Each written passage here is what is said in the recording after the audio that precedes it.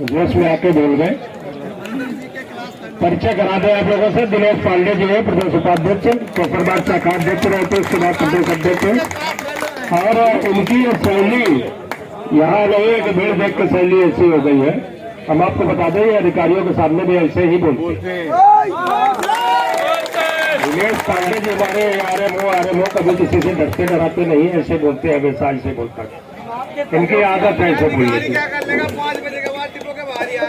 नहीं वो ठीक है, मैं अपनी बात कर सारे दर्द से वाकिफ है, किसी को बुरा ना लगे। अगर किसी कोई पार्टी का नेता अगर ऐसा मानता हो, ये मानना भूल जाइए। लेकिन ये ट्रेड संगठन के लोग कह रहे हैं इनका 10 पैसा बढ़े, 5 पैसा बढ़े, बढ़ोतरी पैसे में हो, इनको फिक्स मत करो। ये ट्रेड संगठन में वार्ता करते हैं, बंद कमरे में वार्ता करते हैं। इसका चैलेंज है हमारी प्रमुख सचिव महोदय से वार्ता होती और वार्ता करने के तैयार थे, लेकिन लोगों ने नहीं करने दिया। किसी को मैं व्यक्तिगत नाम नहीं लेना चाहता हूँ, चाहे किसी को मान लगे चाहे सम्मान लगे। मैं 15 साल से संघर्ष कर रहा हूँ, रो रहा हूँ, लेकिन हमारे दर्द का पीड़ा, क्योंकि इनको तो पैसे पर साइन करते हैं, इनको पेमेंट बेधड़ने से मिल रहा है, 50,000 60,000 रुपए महीने मिल रहा है। आते हैं, रंगा बिल्ला शुरू हुआ, शाम को चले गए, इनका काम होता हो गया। यही रोड पर तिवारी साहब मिलते हैं। हमारे तिवारी महाराज को बुरा न लगे और नेता अपमान मत महसूस करें, लेकिन जब तिवारी महोदय कहते हैं 100 रुपए दे दीजिए खर्चा, हमारे देश सारे कंडक्टर ड्राइवर भाई बैठे हैं, कोई बता दे ये बात सत्य है या असत्य है। हमारा हाथ जोड़ के विनती है कि ट्रेड संगठन का चंदा नहीं करना चाहिए, नहीं करना चाहिए किसी भी प्रकार से। इसका सालाना का इनकम इनका फिक्स है कि साल में 363 दिन इनको रुलाओ, एक दिन चंदा के लिए देखो बनाओ, इनका वसूल है। तो हमारे समर्थन के लिए हमें निकाल देंगे, हमें इसकी कोई परवाह नहीं करनी है। इस घुट घुट के मरने से है, आज मर जाए। जिस तरह से घुट घुट के पी रहा हूँ, आज मर जाए मुझे मंजूर है। हमारे सामने खड़े हैं रंजन बाबा, इनकी उम्र देख लीजिए क्या बचा है, चंद दिन बचे हैं। इन्हीं के साथ प्रमोशन पाके आज 70,000 रुपए महीने पा रहे हैं, 50,000 60,000 महीने पा रहे होंगे। और हमारे वेतन देने के लिए जानते हो क्या कहते हैं? कहते हैं इनको तो 14,000 15,000 16,000 मिल जाना चाहिए। ये जब 2005 में वार्ता हो रही थी तब भी यही नंगा होके भागे थे। अभी 1 साल पहले जब घटना घटी तो ये मैदान छोड़ के खुले मन से भागे, लिखा पढ़ी में मैदान छोड़ के भागे कि आप तक को चाहे जानकारी हो चाहे ना हो। इनका एक उद्देश्य है कि जो बोले उसको काटो, 364 दिन मूर्ख बनाओ, एक दिन चंदा काटो। इनका मूल उद्देश्य है ये चंद 9,000 10,000 लोग हैं, ये चंद 9,000 10,000 लोग हैं। इसमें किसी प्रकार का कोई संदेह नहीं होना चाहिए। पूरे प्रदेश में एक ही आंदोलन, हम अपना खुद संघर्ष करेंगे, अपनी मांग सरकार से मंगवाएंगे और गारंटी के साथ मंगवाएंगे। सरकार हमारी मांगे मानेगी। हम जरूर एक बात कहे हैं कि समायोजित किया जाए, समायोजित सरकार करे ना करे, लेकिन एक फिक्स वेतन प्रत्येक कर्मचारी को संविदा को दे। वेतन कितने निश्चित करेंगे? एमडी महोदय, प्रमुख सचिव महोदय, परिवहन मंत्री महोदय ये तय करेंगे। मुख्यमंत्री का अध्यक्षता में तय होगी, हम नहीं कह रहे आज तय होगा, लेकिन एक न्यूनतम वेतन हमारा दे जो प्रत्येक संविदा कर्मी के लिए हो। किसी प्रकार का कोई संदेह, पूरे प्रदेश से लोग हैं, किसी प्रकार का संदेह नहीं होना चाहिए। संविदा नियमावली आज के 15 साल पहले, 10 साल पहले बनी थी। 10 साल पहले बताइए, 10 साल में 2 सरकारें चली गई। ये ट्रेड संगठन क्या कर रहे थे? केवल चंदा करने की। ट्रेड संगठन 14 साल क्या किए? ये संविदा नियमावली लागू हो जाती तो ये बाध्य होते इनके अंतर्गत काम करना, जो कहते बैठे रहो लाइन में। आज कहा जाता है, इसे अभी भाई लोगों ने कहा 40 गाड़ी है, 400 कर्मी नियुक्त किए गए। ये इन्हीं बाबुओं की डिमांड है कि इनके पास जब संख्या बल कम था तो लगातार आरएन साहब को लगातार भेज रहे थे कि हमारे यहाँ गाड़ियां ज्यादा है और संख्या बल कम है, संख्या बल कम है। अब जब 3 महीने में 24 घंटे में 24 नोटिस भेज हो गए तो अधिकारी तो मजबूर है, आपको भेज दिया लो संख्या बल, आप भी मानक नहीं तय कर लो। हम कह रहे हैं अलाइनमेंट डबल रखिए, रिलीवर रखिए, मानक तय कर दीजिए 12, जितना आपका 12,000 14,000 गाड़ी है, बारदाना तय कर दीजिए कि 6,000 और 5,000 किलोमीटर पूरा होने पर जितने भी चालक परिचालक बच रहे हैं उनको किस आधार पर आप रखे हो? केवल मूर्ख बनाने के लिए? सरकार को दिखा रहे हो कि हम रोजगार दे रहे हैं, क्या उद्देश्य क्या है? क्या धन उगाही के लिए केवल रखे गए हैं?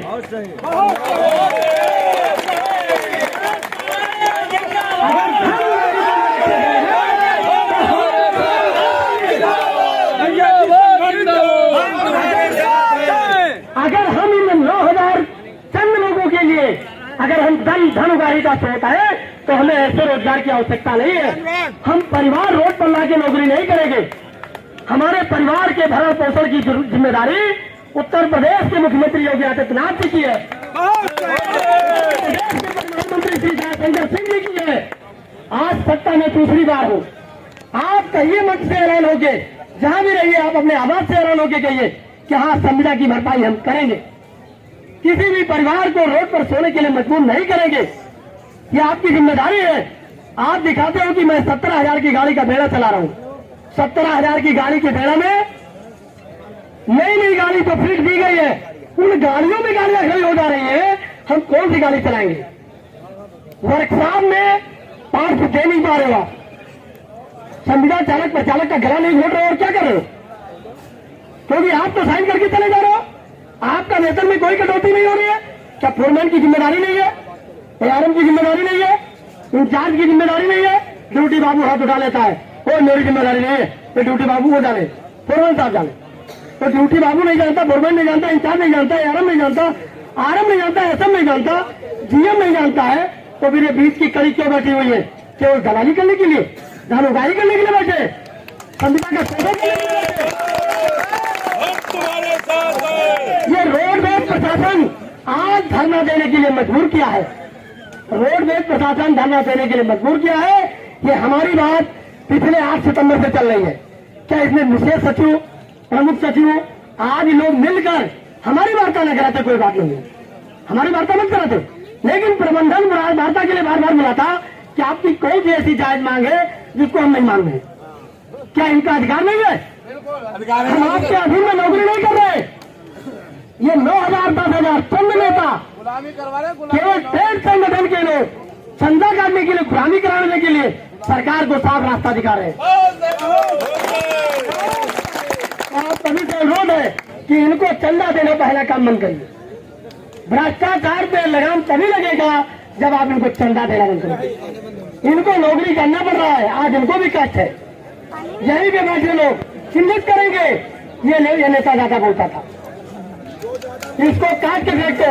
मैं चैलेंज के साथ कह रहा हूँ, मैंने परिवहन मंत्री जी से मैंने व्यक्तिगत कहा है कि 39,999 का भला करो, 500 रुपए के स्टाम्प पेपर पर नौकरी में हाथ छोड़ दूंगा, मुझे नहीं चाहिए आपकी गुलामी।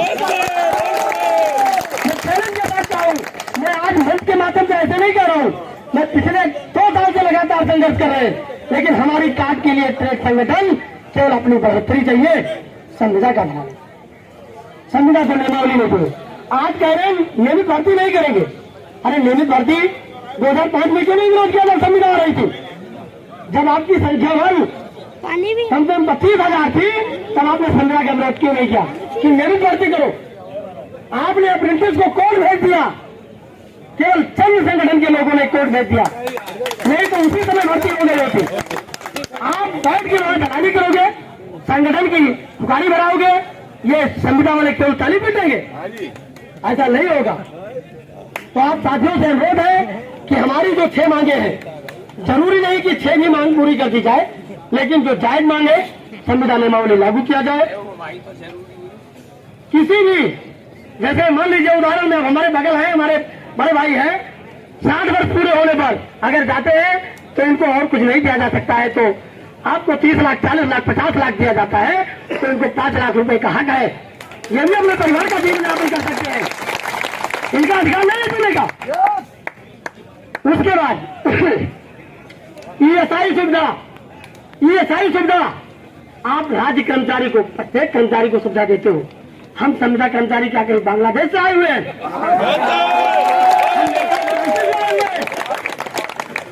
हम कहीं अदर कंट्री से आए हुए हैं, हम उत्तर प्रदेश के नागरिक नहीं है, क्यों नहीं दोगे, क्यों नहीं दोगे? ये ट्रेड संगठन की ओर ताली पिटवाएंगे? ऐसा नहीं होगा। ईएसआई की सुविधा लागू करो, लागू करो, लागू करो। संविदा सेवा नियमावली लागू करो, लागू करो, लागू करो। तत्काल प्रभाव से लागू करो। एक फिक्स वेतनमान हमारा जो हम नहीं तय करेंगे, ये तीनों लोगों की अध्यक्षता में तय होगी। कितना तय होगा? केंद्र सरकार का जीओ है कि कुशल मजदूर को, क्या 18 वर्षीय जो कुशल कर्मचारी है, ये चालक प्रचालक, क्या ये कुशल नहीं है? अगर कुशल कर्मचारी आप मानते हो तो कम से कम 26,910 रुपए जो आपकी केंद्र सरकार का जीओ है, सरकार है 26,910 रुपए कम से कम प्रत्येक संविदा कर्मचारी को देने का कष्ट करो। ठीक है। और एक बहुत साधारण सी बात है जिसमें आरएम स्तर का मामला है, केवल कर नहीं रहे, केवल ट्रेड संगठनों के कारण, केवल ट्रेड संगठन के कारण खुला विरोध है। जब चालक जाता है, एक सेकंड, जब चालक भाई जब चालक जाता है, वही नियमित चालक अगर 1034 किलोमीटर की गाड़ी है तो 1034 किलोमीटर का हकदार है। तो संविदा भाई क्या कहीं आसमान से अचानक गिर गया है? उसको अधिकार नहीं है चीजें खाने का। उसको 1034 किलोमीटर क्यों नहीं दिया जा रहा है? ऐसा कौन सा नियम है कि नियमित को डबल जाने पर 1034 मिल सकता है और संविदा को नहीं मिल सकता है? ये आदेश हमें दिखाओ। क्या बहुत सारे चालक भाई भी होंगे, हम कह रहे हमें बताओ कि ये कौन सा ऐसा नया नियम आ गया कि नियमित जो चालक जाएंगे तो उनको उसी 1034 से 1034 मिलेगा, 1034 मिलेगा। संविदा जाएगा तो वो मानव सभ्यता का हनन नहीं कर रहे हो और क्या कर रहे हो? 517 किलोमीटर दोगे। ये कौन सा नियम है? भर्ती आप करते हो लगातार, पूरे प्रदेश का नियम है कि चालक भर्ती लगातार होती रहती है। चालक भर्ती कहीं बंद नहीं है,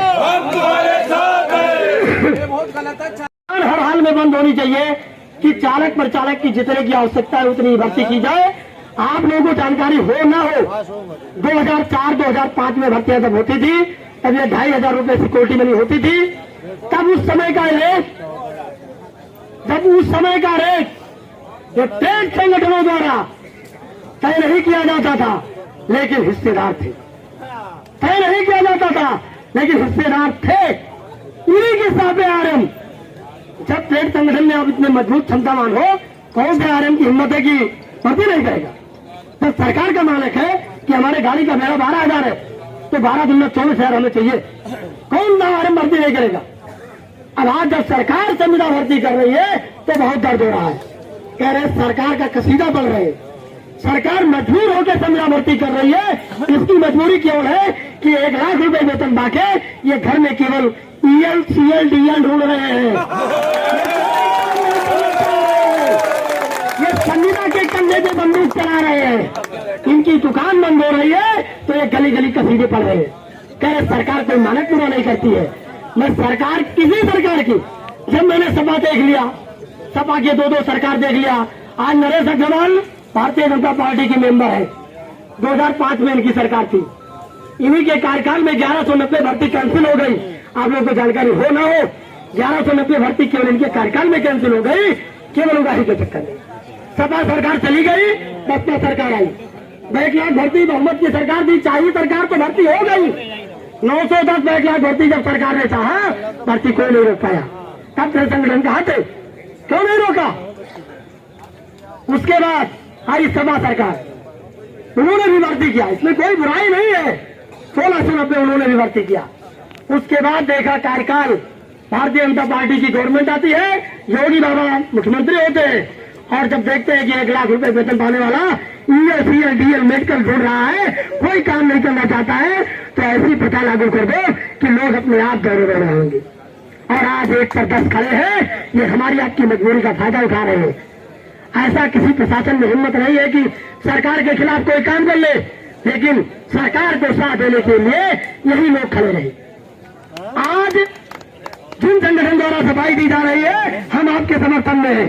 पिछले 15 साल में सत्ता में थे, सत्ता का मतलब ये नहीं होता है कि हम भारतीय जनता पार्टी की सरकार के साथ है, हमारा आप गला घोट दो। ये सत्ता का मतलब नहीं होता है। आप बहुमत में थे, जब आपकी संख्या में सबसे ज्यादा थी, तब आपने संविधान को नियमित कराने के लिए क्यों प्रयास नहीं किया? क्यों नहीं किया? आज हमारा विरोध वर्तमान सरकार के सहयोगी कर रहे हैं, वर्तमान सरकार के सहयोगी संविधान का विरोध कर रहे हैं।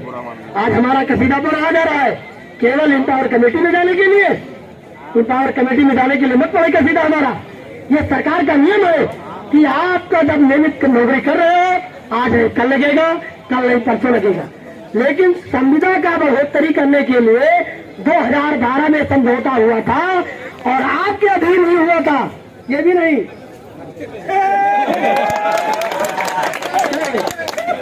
आपके ही अधीन हुआ था। मैदान तोड़ दिए, कष्ट के लिए खेद है, बुरा लगे किसी को, लगता रहे, हमें कोई परवाह नहीं है। 2012 में यह समझौता हुआ था कि प्रत्येक संविदा कर्मी का 10% बढ़ोतरी पर ईयर होगा, पर ईयर होगा। अगर 2012 से 2024 तक बढ़ोतरी हो रही होती तो आज आपका वेतन लगभग मेरा अंदाज है 29,000 के आसपास हो जाता। लेकिन इन पेड़ संगठनों के द्वारा केवल धन उगाही का रास्ता अपनाया गया, केवल धन उगाही की हिस्सेदारी बनाई गई। अपनी बढ़ोतरी चाहिए, संविदा की बढ़ोतरी नहीं चाहिए। तो हम आपको विनम्र निवेदन करते हैं, पूरे प्रदेश के कार्यकर्ता एकजुट होकर इसका खुले मन से विरोध करिए। आप संगठन के चंदा के लिए नहीं हो, अपनी नौकरी करते हो। जब अपना चक्का हिलता है तब हमें वेतन मिलता है, चक्का नहीं हिलता है, गाड़ी खेत से वापस आती है, हमें आपको वेतन नहीं मिलता है। पसंदी न मात्र का संविदा हावी है, इसलिए न मात्र के लिए हो गए। बाकी संविदा का कोई रोल माना नहीं जाता है। तुम किसी भी संगठन का नाम न ले, जो जहां जिस संगठन में हावी है कोई संविदा का गला घोट रहा है, इस सब के जिम्मेदार हम आप है, क्योंकि हम आप उनका समर्थन करने जाते हैं। अगर हम उनका समर्थन करने जाते हैं तो अपना दोनों पैर काटते हैं। इसका चाहिए उदाहरण जीता जाता है 40,000 संविदा कर्मियों में से बहुत हो गया।